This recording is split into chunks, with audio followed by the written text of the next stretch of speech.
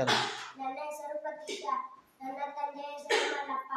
ಶಾಲೆ ಹೆಸರು ಸರ್ಕಾರಿ ಹಿರಿಯ ಪ್ರಾಥಮಿಕ ಶಾಲೆ ಕುರುಬಕೆಳಗಿ. ಒಂದು ಕತೆ ಹೇಳುತ್ತೇನೆ. ಅಲ್ಲಿ ಒಬ್ಬ ಮನುಷ್ಯ ಇದ್ದನಂತ. ಅವನ ಬಳಿ ಒಂದು ಕೋಳಿ ಇತ್ತಂತ. ಆ ಕೋಳಿ ಒಂದು ಇನ್ನೊಂದು ಅಂಡಿ ಕೊಡ್ತಿತ್ತಂತು. ಕುಲ್ಲಪುರ ಒಂದಿನ ಬಂಗಾರ ಅಂಡಿ ಕೊಟ್ಟಿತ್ತಂತು. ಅವ ಅಂದನಂತ, ದಿನ ಒಂದು ಸಪ್ಪನ ಅಂಡಿ ಕೊಡ್ತದ, ಇವತ್ತ ಬಂಗಾರ ಅಂಡಿ ಕೊಟ್ಟ್ಯದ ಅಂತ ಅವ ಅಂದನಂತ.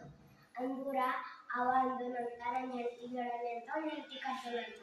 ಅವ್ನ ಹೆಂಡತಿ ಬಂದೋಳಂತ, ಯವ್ವ ದಿನ ಒಂದು ಸಪ್ಪನ ಅಂಡಿ ಕೊಡ್ತಿತ್ತು ನಮ್ಮ ಕೋಳಿ, ಇವತ್ತು ಬಂಗಾರ ಅಂಡಿ ಕೊಟ್ಟ್ಯದ ಅಂತ ಆಕಿ ಅಂದೋಳಂತ.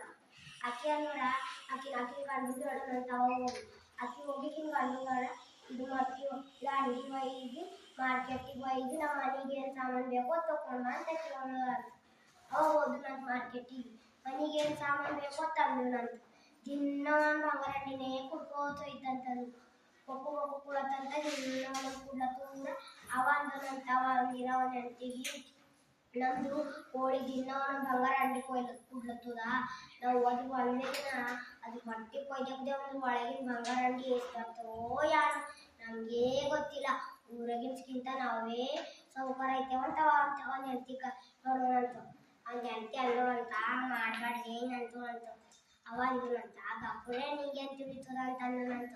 ಅಂದೂರ ಅವ ಆಕಿಗೆ ಚಾಕು ತರ್ಲಕ್ಕ ಕಳಿಸೋಣಂತ ಅಡಿಗೆ ಮನೆಗೆ.